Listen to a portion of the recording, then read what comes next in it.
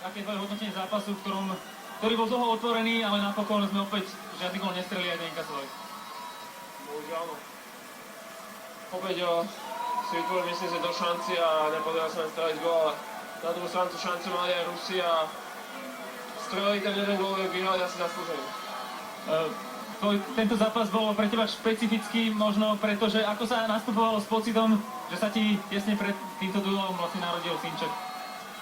Tak samozrejme, že nejaké myšlenky boli na to, čo sa dialo v Anglicku, pretože prakticky priateľka bola celú noc v poradnici a som rád, že to všetko dopadlo a na ten zápas som už mohol ísť maximálne koncentrovaný. Ostáva nám ešte jeden zápas, čo pred Macedónskom, zrejme tá šanca už nie je ani na baráž? Tak dohrať tú kvalifikáciu s Odsťou a musím teda povedať, že sme si tú kvalifikáciu neprehrali dnes, ale v tých predchádzajúcich zápasoch v Arménsku, čiže bohužiaľ mali sme to dobre rozohrať, ale nepodarilo sa nám to ukončiť. Na druhej strane, ako vnímaš perspektívu tohto týmu, ktorý je stále veľmi mladý?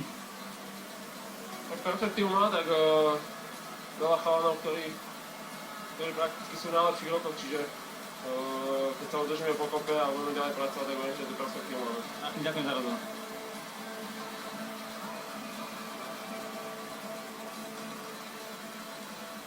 Zlomil sa ten zápas práve možno ešte v tom prvom zápase v Arménsku, kde sme prehrali potom, ako sme vyhrali doma s Macedónskom, vydretým víťazstvom v nadstavenom čase, fantasticky sme zvíťazili v Rusku a verili sme si, išli sme do Arménska, kde sme dostali prvú facku a druhú tu od toho istého supera.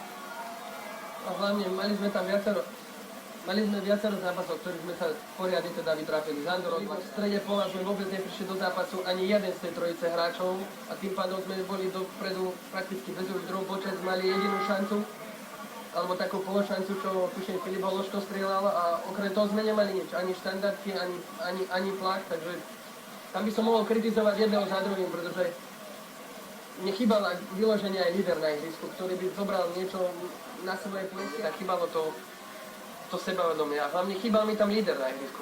Od tých hráčov, ktorých sa to čaká, ktorí svojím spôsobom sú nejako lobovaní, alebo ktorí hrajú veľmi dobre vo svojich kluboch, tak sa proste čaká, že zoberú tú zodpovednosť na svoje plecia, trošku potiahnu tú hru a mne tam dneska chýbalo a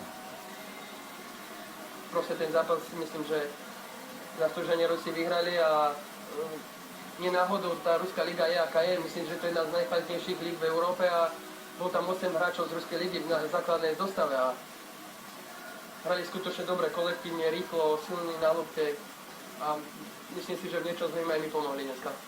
Takže koniec je definitívne dobojované, ale ešte jeden zápas kvalifikácie tu je. V útorok nastúpime v Skopje od 19:45 proti domácemu Macedónsku. Bude to rozlúčka s touto neúspešnou kvalifikáciou, tak verme, že víťazná. Dnes ďakujeme za pozornosť, ďakujeme Braťovi Greškovi. Pekný večer.